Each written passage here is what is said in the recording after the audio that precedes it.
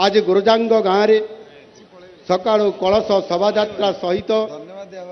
गो पूजन यज्ञ नगर परिक्रमा एवं वर्तमान धर्म सभार ये आयोजन चली संध्यार विभिन्न स्थान मानक सांस्कृतिक कार्यक्रम भजन संध्या सहित प्रवचन भली अनेक आध्यात्मिक कार्यक्रम अनुष्ठित होबार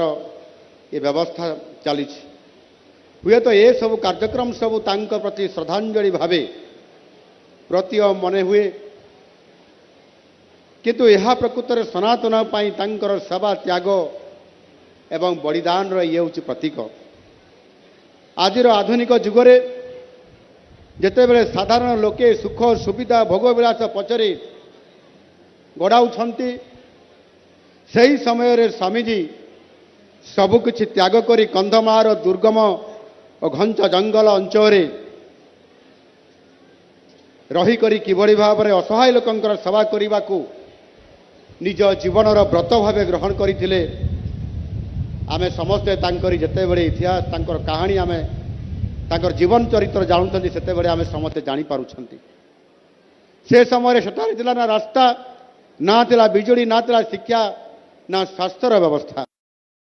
से बड़ी अति प्रतिकूल परिस्थिति भी से हार मानि नथिले स्वामीजी चकापाद और जलेशपट्टा ठारे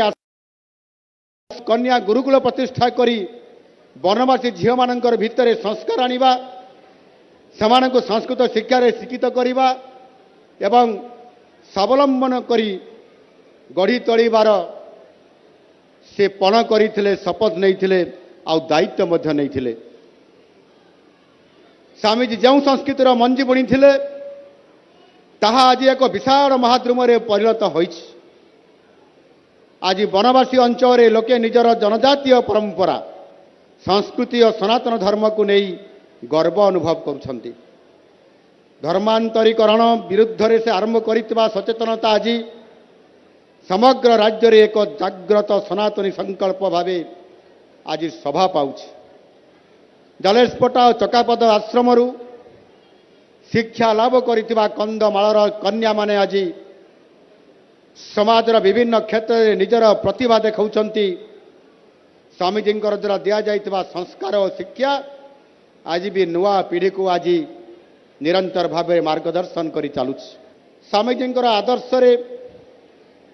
प्रेरित होई आज हजार हजार युवक सामाजिक कल्याण गोसेवा और संस्कृत शिक्षार प्रसार पाई समाने आगे आउछंती तांकर बलिदान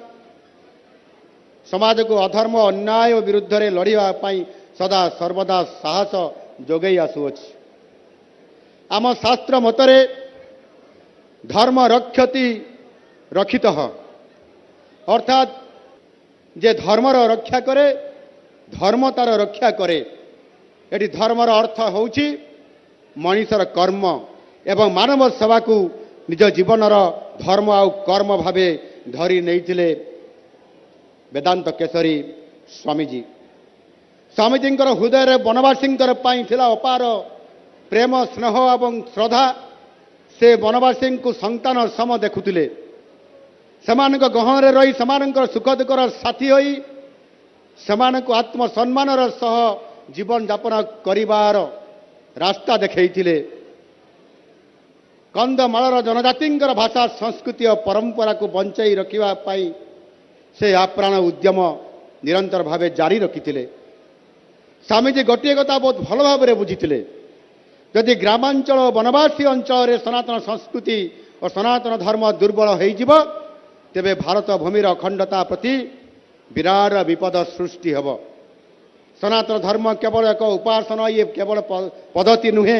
यह होउछि आम राष्ट्र आत्मा से आत्मा को शिखाई से समाज शेष धाड़ी छिड़ा होइतिबा असहाय व्यक्तिर सेवा ही होउछि प्रकृत ईश्वर सेवा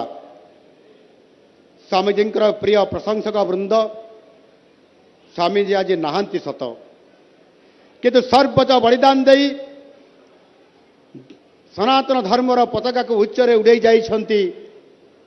आमर प्रिय स्वामीजी जेबे जेबे राष्ट्र उपर विपत्ति आसी से विपत्तिर नाराकरण ନିରାକରଣ ରାଷ୍ଟ୍ରର ସାଧୁ ସନ୍ଥ ଏବଂ ଶିକ୍ଷକଙ୍କ ଉପରେ ନ୍ୟସ୍ତ ଥାଏ।